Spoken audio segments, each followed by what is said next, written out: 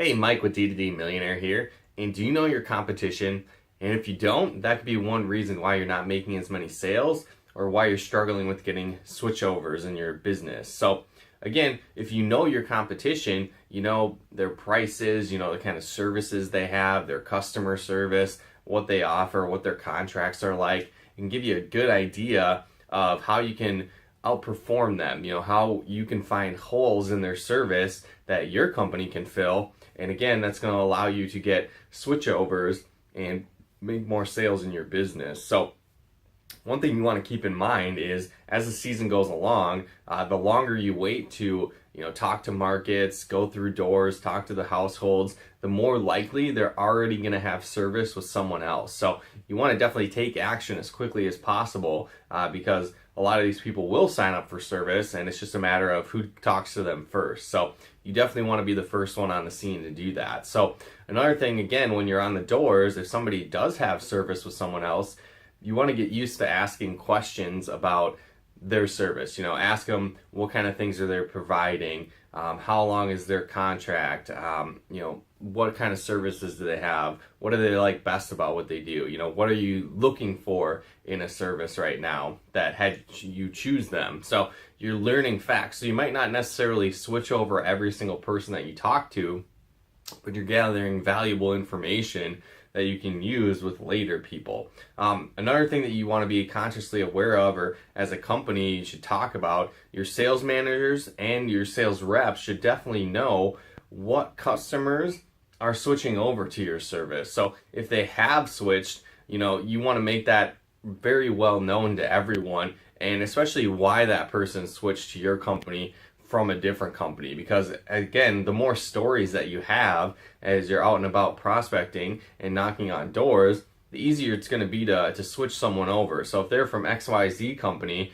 and you know that just yesterday somebody switched over from XYZ company because of this reason, it's going to give you a lot more power to be like, hey, you should switch over too. Here's why the Johnsons switched over their service from XYZ company to us, and they've been noticing a lot more benefits with us as well. So just an idea to keep in mind, that the more stories you can gather of switchovers, the more likely you can plant that seed of, hey, it's not a big deal, people do this all the time, so it's a good thing that you can plug into. Another thing, there's really 3 areas that you can focus on and compete with your competitors. So it's price, the service that you do, and then the customer service. So one mistake that unfortunately some people make is with the price side of things. So if your products are naturally less expensive, that's great, but you don't want to go into a huge battle of just undercutting people to try and steal business for a couple things. One, it just really devalues your industry as a whole. And if your customers and prospects really get used to paying for little to nothing, or expecting all these discounts and benefits anytime they have your service, when it comes time to pay the actual price, they might just cancel because they don't see the value in it. They don't understand that this is what your product's really worth.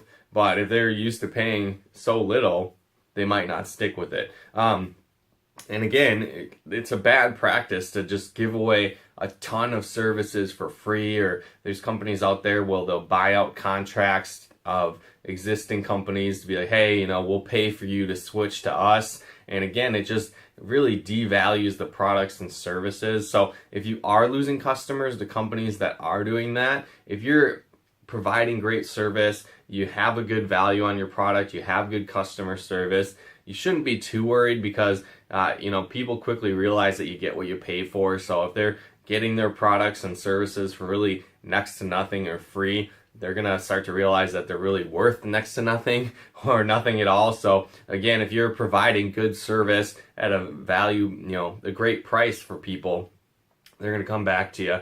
So that can help and be a benefit to you as well. So you don't stress out too much about it, but it's not a great practice to get in the habit of. So again, the more that you know your competition, the more you can find out ways that your company can fill in gaps that they're maybe missing, or how your products and services could be a better fit for the prospects that you're talking to. And it's going to really help out with making those switchovers. So as the season goes along and people have products and services and plans in place already, you can help them switch over to your company obviously when their contracts are done, to provide that better service for them. So again, hopefully you guys got value out of this video and these tips. If you did, feel free to comment and share.